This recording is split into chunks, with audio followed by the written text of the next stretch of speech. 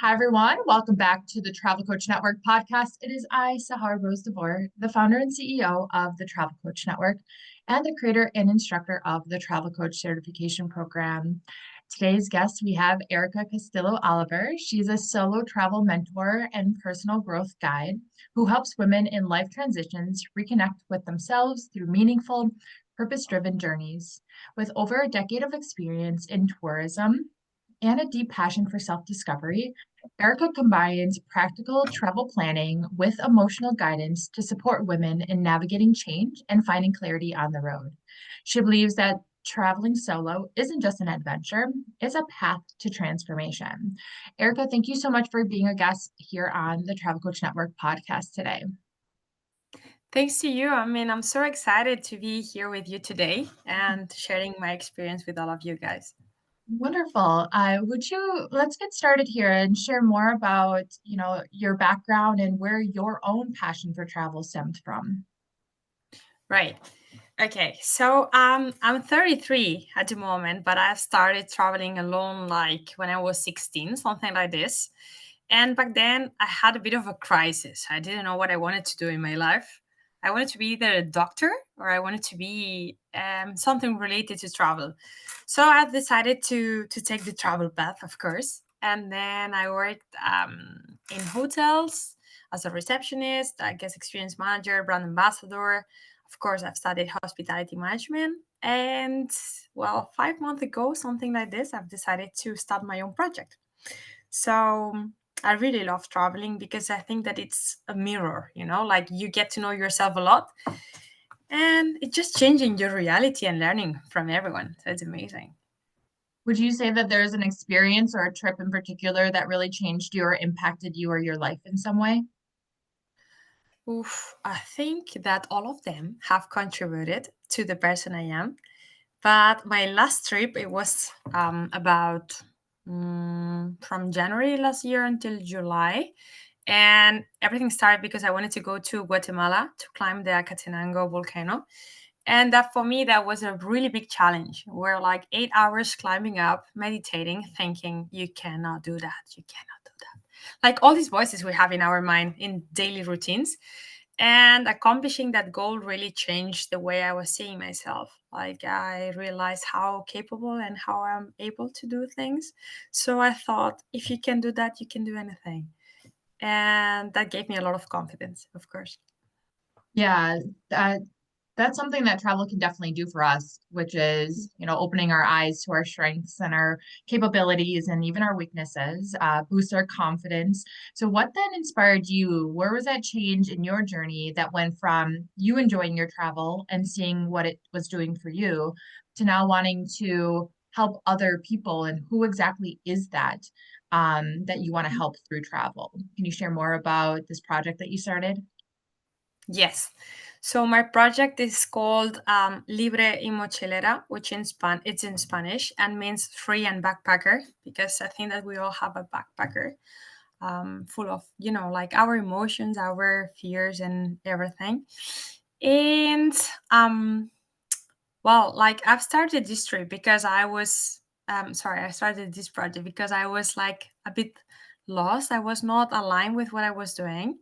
And on my trips, I always found people asking me, wow, how do you do that of traveling solo? I would like to be like you. So I've decided to think, okay, like this job I have is not great. Like for now, at the moment, I think that it's not aligned for who I want to be. So what can I do?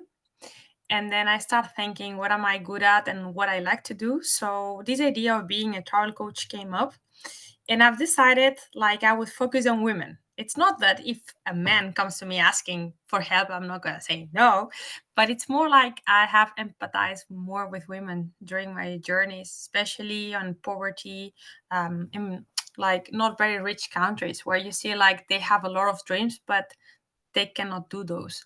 So I felt like, there's a way that we have to empower those women to change their life. And yeah, so I decided that I had to do something. Yeah, so you two are getting questions on how are you doing this? Like, how are you affording it? How are you staying safe? How are you making this, Mm, even just possible for yourself? I know that's a common question that I got when I was just a backpacker for so long, and that other people kind of start off with the travel coaching, are like, well, I really like the empowerment side of it. I really liked encouraging people to say, hey, look what travel can do for you. Look what travel, we all have our own experiences and our own stories. But to be able to say, travel can be a really powerful tool for you to make a change in your life, or to have a full transformation, or to get some clarity on something that you in need of. Because I know that all of our experiences, like when I asked you, is there a trip in particular that really changed you? You're right. You're very true on it's not just one trip that's going to change us, right? It's a series of experiences that we go through that impact and start to evolve us and change us over time. So I can see why you got that spark to empower others and tapping into what it is that you are so passionate about and so interested in when it comes to helping other people and making a difference as well. In your bio, I mentioned that you talk about tapping into the emotions when it comes to travel. Can you expand upon that and what that looks like when you are working with someone? Yeah, so that's a really interesting question, actually. Basically, I work with two kind of women. So there's someone that has really clear that they really want to do this trip, but they are scared. And when you start doing questions, you see that it's not that they are scared of the trip itself. It's like that there's a lack of trust on um, how am I going to do this? Am I going to be able to do that? Or they are scared of being lonely or feeling lonely. And it's basically related to that don't know how to be with yourself because you just don't listen to you. Like if you go with your best friend on a trip, you have a really good time and you just love it. But why can't you love being with yourself? Maybe you are not that fun. Maybe you are not that listening to you. So this is one part. And then there's other people that is just so disconnected by themselves, like they are used to just like do, but not to feel. So I think that emotions are really important to be considered on a trip because it's not only planning on a map or like getting flights or hotels. It's part of an emotion that brings you all through the experience. So for me, I cannot contemplate a trip without emotions. And this is what I do on my mentor is that I combine both of them. Yeah, in travel coaching, we always talk about the importance of the why for travel and really understanding someone's motivation for wanting to go on a trip or get away or have an escape, right? And when we can tap into those emotions, because travel is very personal and travel is very emotional. When we're able to tap into those emotions, we are opening more doors for opportunity for um, experiences that can really impact us. Because if without awareness of our why and without tapping into those emotions, we kind of just go through the motions of travel. And that's what I believe. People come back from their vacations and they say, I need a vacation from my vacation, or we, can't wait till we go on our next one because that's the only time away is what that we really felt good or better than our current situation. But if we are more intentional with travel and our experiences, we can use these experiences to bring back to our daily lives and bring back to our relationships and bring back to our work life, whatever it might be that we're in need of improvement or change. And being more mindful and tapping into those emotions is a key step in order to do that. Um, are there, what are some tools or, yeah, just some tools that you use when working with your clients and helping them go beneath the surface and consider these emotions when it comes to travel? Do you ask like what kind of tools I use on my sessions, for example? Yeah, like what kind of strategies or how do you find it effective or what ways do you pull these emotions out? Because it's not always easy Mm, because people aren't used to right. tapping into those emotions when they travel, right? People are used to going to a travel agent and handing over information and saying, book my trip for me and take care of everything. But now they're really forced to think and tune into how they feel. So how do you work with clients to kind of pull that to the surface? Right. So, for me, the first step is getting to know each other a bit and create this connection, because I feel like if there's no connection between us, they are not going to open up. Like, you can pay someone to do something, but if you don't trust, you're not going to open up. And I try to do that by a call. First, they pay because I want to know them a bit, like in which situation are in life. And then I don't know, but I feel like we connect very quick. They start opening up, but I ask questions. And I start doing really powerful questions in the first session. And after the session, I give them like a sheet of exercises that they have to do. But I always give them like 2 weeks because our sessions are every 2 weeks. I don't want them to do it in a rush, but there are questions like, what do you do when no one sees you? Or like, what was your dream when you were little? What's your favorite song?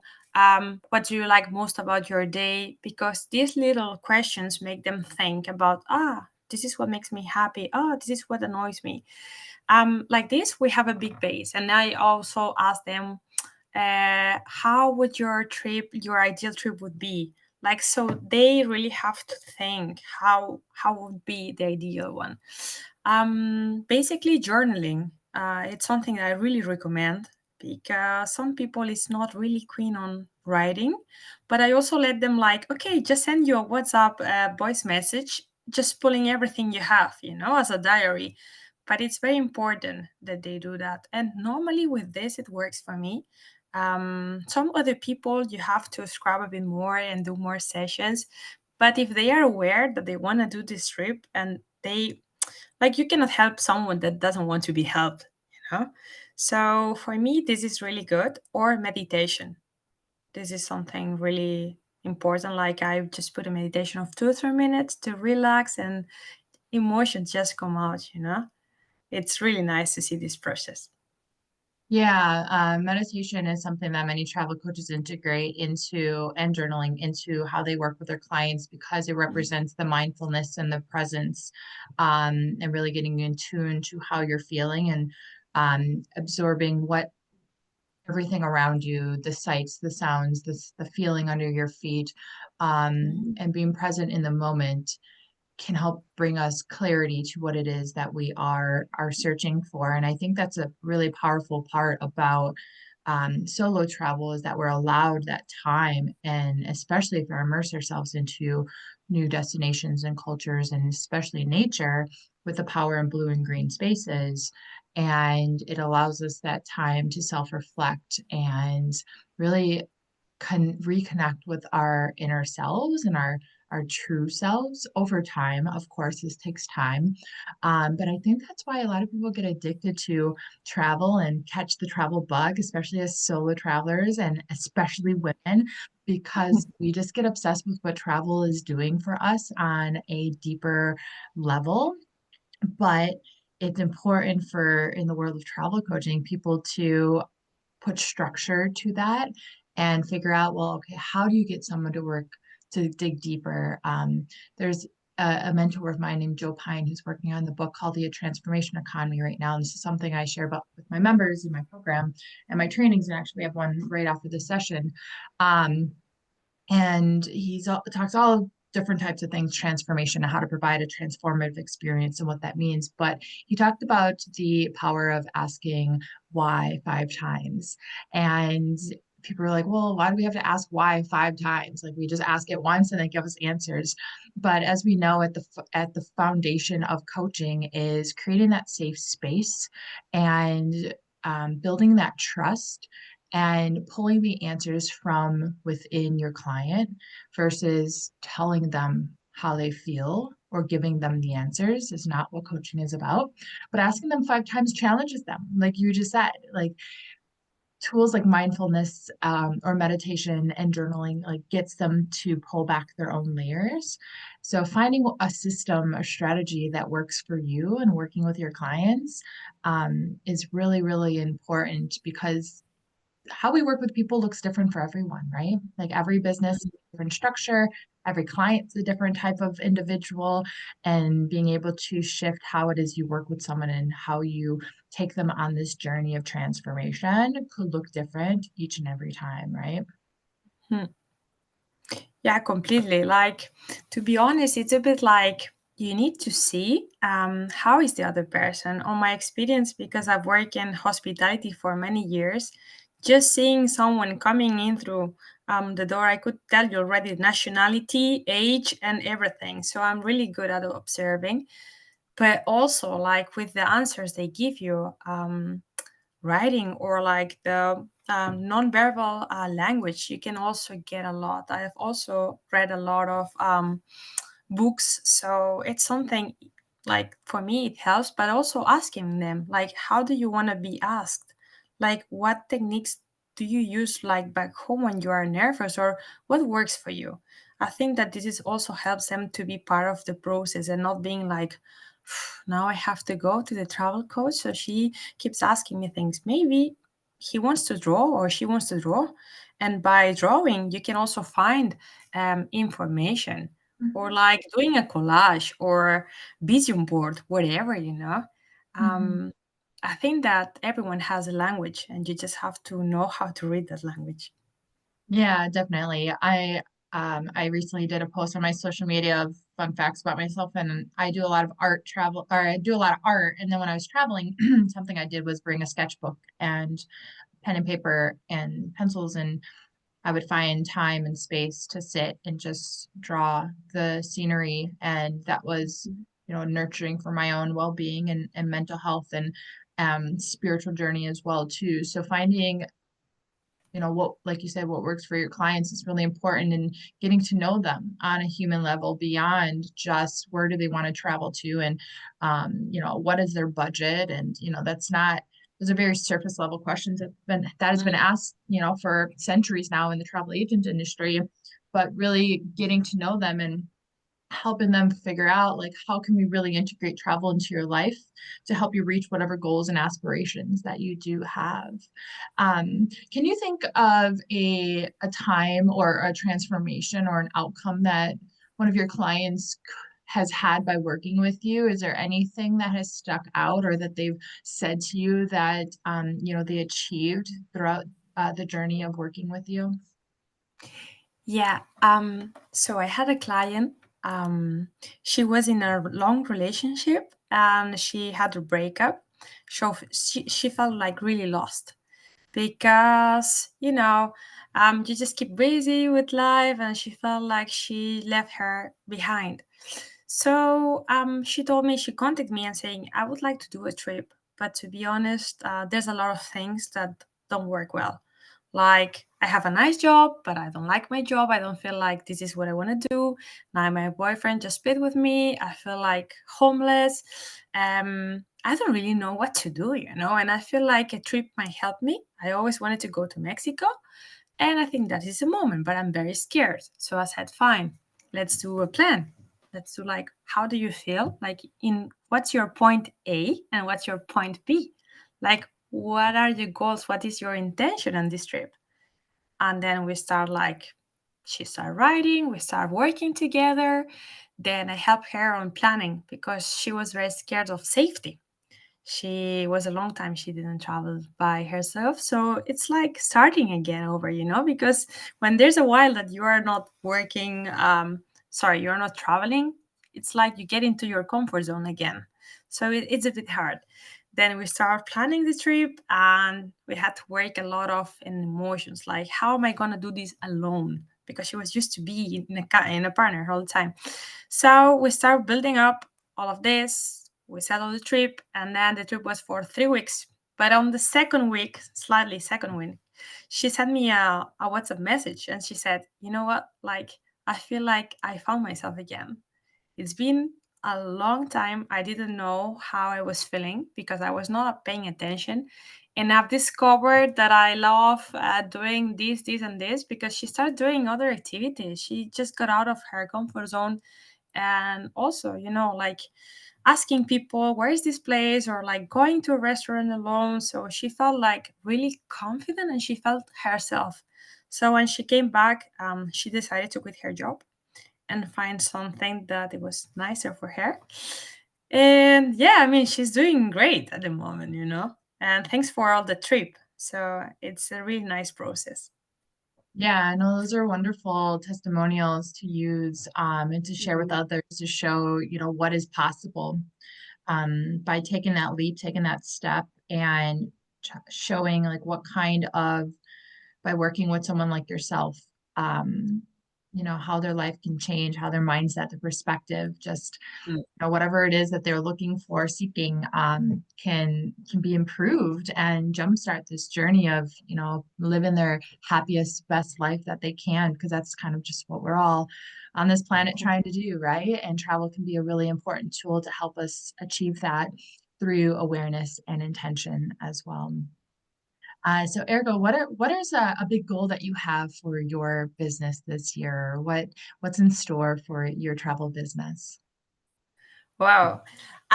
There's a lot of goals because I've just started 5 months ago, and at the moment I'm building it.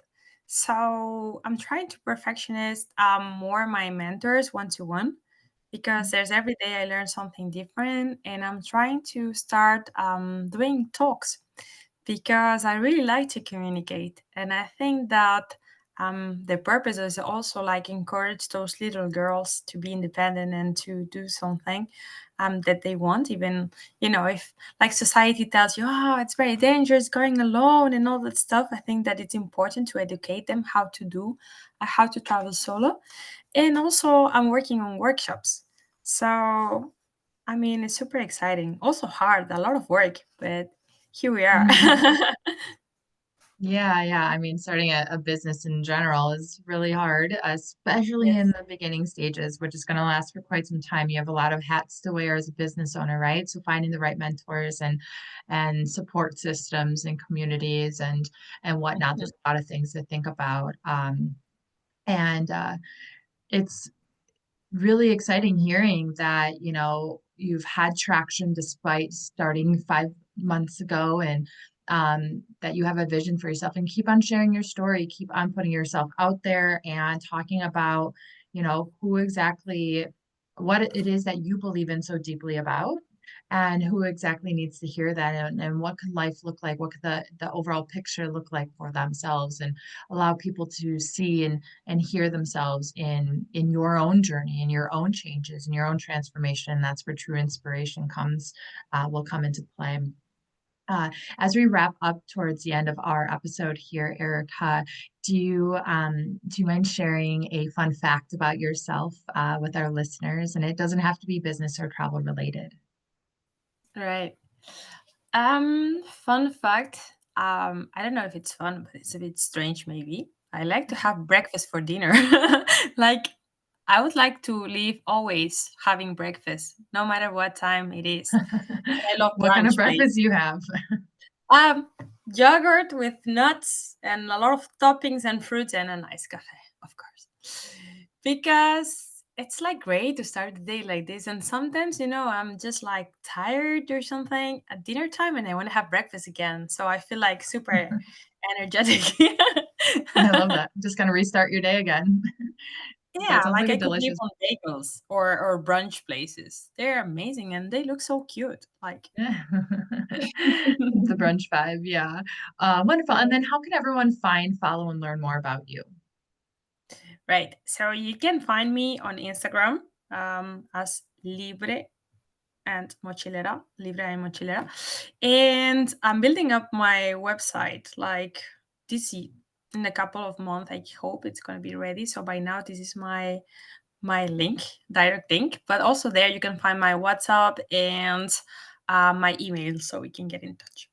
Wonderful. We'll be sure to link that into our bio as well. Well, Erica, thank you so much for being a guest on the Travel Coach Network podcast today. Thanks to you. It has been really nice. Thank you. Yeah, wonderful. Well, everyone, please be sure to find us on the Travel Coach Network on Instagram and at thetravelcoachnetwork.com. We look forward to having you in our TCN Global community on Facebook. You can find the link for that, plus your free beginner's guide to travel coaching in our show notes, along with all of Erica's links. And if you know anyone who may be interested in travel coaching, please be sure to send them our way to our podcast. We would truly appreciate that. And until next time, my fellow wanderers, bye for now.